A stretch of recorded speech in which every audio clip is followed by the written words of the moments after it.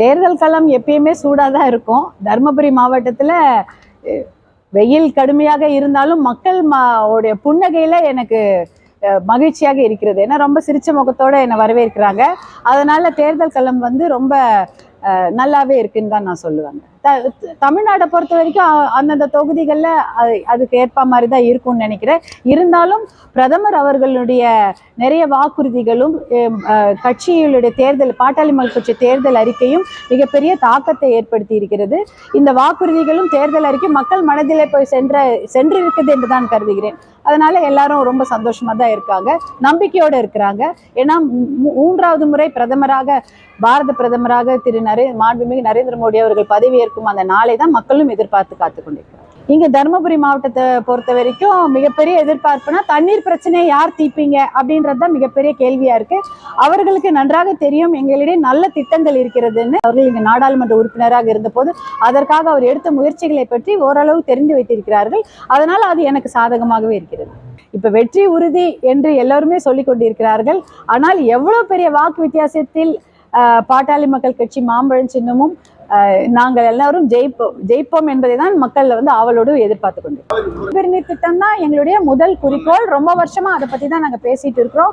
அதற்காக எத்தனையோ முன்னெடுப்புகளை எடுத்திருக்கிறோம். காவிரி உபரிநீர் திட்டம் என்பது ஒரு உபரி நீர். காவிரியிலேருந்து நம்ம நீரை கேட்கல. அதிகமாக பெய்யக்கூடிய மழை நீர் அது வந்து உபரியாகவும் மிச்சமாகவும் வீணாகவும் கடலில் போகக்கூடிய நீர் தான். அது நிறைய போகுது. அதில் நமக்கு வேண்டியது 3 TMC தான்.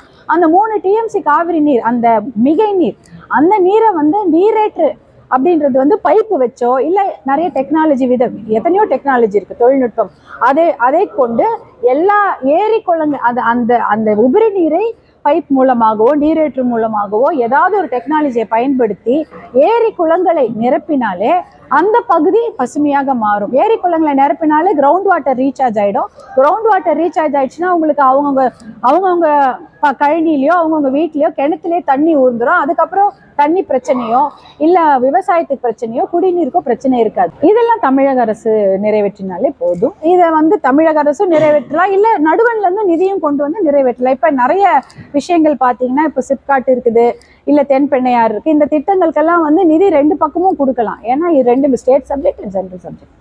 இங்க வந்து எத்தனையோ முறையெல்லாம் கேட்டு இருக்கிறோமே, எத்தனையோ முறை போய் கேட்டு இருக்கிறோம். நிதி பற்றாக்குறையால கொடுக்காம இருக்கிறாங்களா இல்ல தர்மபுரி தானேன்னு கொடுக்காம இருக்கிறாங்களான்னு தெரியல. தர்மபுரிக்காக பேசக்கூடிய ஒரே கட்சி பாத்தீங்கன்னா இப்ப இது பாட்டாளி மக்கள் கட்சி தான். நாங்க போய் கேட்டுட்டு தான் இருக்கிறோம், பாஜகவோடையும் கேட்கிறோம். இப்ப பாத்தீங்கன்னா இந்த மொரப்பூர் ரயில்வே திட்டம் எல்லாம் எப்படி கொண்டு வந்தாங்க, கேட்டுதான் கொண்டு வரோம். ஒரு திட்டமா நிறைவேற்றி கொண்டுதான் இருக்கும். மொரப்பூர் ரயில்வே திட்டம் வந்து 80 வருஷ கனவு, யாராலையுமே நிறைவேற்ற முடியாது.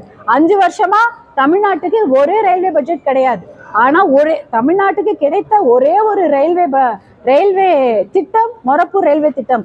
அதுவும் நாங்க மத்தியில கேட்டுதான் பெற்று இருக்கிறோம். அதற்கு நிதியும் ஒதுக்கீடு செய்து வாங்கி இருக்கிறோம். அதே போலதான் இந்த எத்தனையோ தொப்பூர் கணவாய் திட்டத்துக்கும் ஒன்னொன்னா தானே வாங்க முடியும். இப்ப தமிழ்நாட்டுல நிறைய மாவட்டங்கள் இருக்கிறது.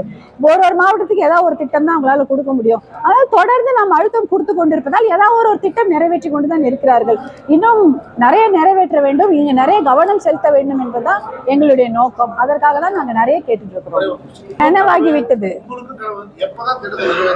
நீங்க வந்து நடுவில் 5 வருடம் எங்களுக்கு வந்து ஒரு கேப் வந்துடுச்சு. இருந்தாலும் அவர் ராஜ்யசபா எம்பியாக இருந்தாலும் தர்மபுரி தான் தன்னுடைய தொகுதியாக அவர் இது பண்ணியிருக்காங்க. 100 கோடி ரூபாய் அதுக்கு ஒதுக்கீடு வாங்கி திட்டம் தொடங்கிடுச்சு. ஆனா பொறுமையாக போகுது. அதை விரைவுபடுத்த வேண்டும் அப்படிதான் நான் சொல்றேன். கனவு நினைவாகி விட்டது. வாங்குவோம், தொடர்ந்து நீங்க எங்களுக்கு ஆதரவு கொடுத்தீங்கன்னா ஒன்னொன்னு வாங்கிடுவோம்.